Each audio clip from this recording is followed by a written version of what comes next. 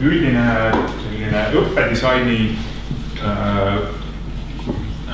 mudel, mida me kasutasime siis õppematerjalide arenduseks, pärineb Ameerika õppedisaini gurult Merrillilt, kes siis jaotab kogu õpitava sisu põhimõtteliselt 4.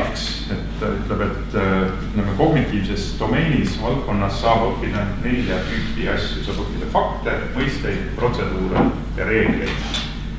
Ja nendel kõigil on siis mingi oma normaalkuju. Faktide normaalkuju on kas vastavus või loetelu. Näiteks vastavus on see, mis on Läti pealinn. Ja loetelu on see, et loetle Balti riigid põhjast lõunasse, Eesti, Läti, Leedu. Need on faktid, faktidega ei saa mitte midagi muud teha, vaid meelde jätta. Fakte ei saa mõista, fakte ei saa rakendada.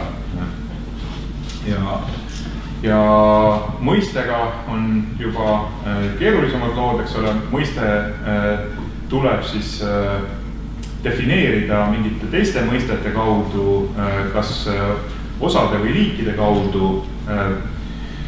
Näiteks mõiste täisnurkne kolmnurk tavaliselt defineeritakse teise mõiste kaudu, mis on üldisem, ehk siis kolmnurga mõiste kaudu. Täisnurkust kolmnurgaks nimetatakse kolmnurka ja siis peab olema mingi kitsendav tingimus selleks, mille üks sisenurk on 90 kraadi. Nii et mõisteid saab õppida nii äratundmise, ehk siis mäletamise tasandil ruumitaksonoomias kui ka mõistmise tasandil kui ka rakendamise tasandil. Protseduurid on siis tegevuste jadad, need võivad olla ka mitte lineaarsed, võivad olla ka mingid hargnemiste ja tsüklitega tegevuste jadad.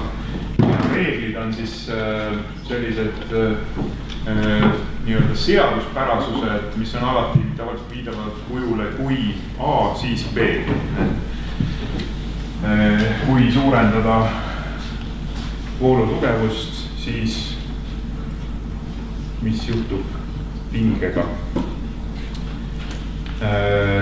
Nii et kõigi nende 4 tüüpi nagu teadmisühikute kohta me saame siis teha sellise üldise cell-tüüpi esitluse, kus me esitamegi siis tekstina üldjuhul selle mõiste definitsiooni või selle fakti loetelu nagu vastavalt selle protseduuri tegevuste jadana või reegli kui siis kujul, eks ole.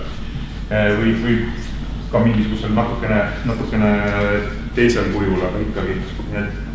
Tell-tüüpi objekt on see, kus esitatakse see teadmine üldisel tasandil. Show illustreerib nüüd selle sama üldise definitsiooni või protseduuri või reegli nüüd ühe konkreetse näitega.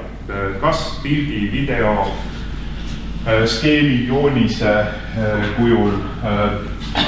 Igal juhul, et siin võetakse nüüd konkreetne eluline näide, mis aitab sellest mõistet või protseduurist paremini aru saada. Ja ask-tüüpi objektid, mida me siis kõige rohkem lõime, on sellised, kus õpilase käest küsitakse üle, et kas sa aru said, mida see tähendab, eks kontrollitakse seda, lastes tal loetleda, näidata, osutada, defineerida, selgitada, järjestada, kirjeldada neid asju.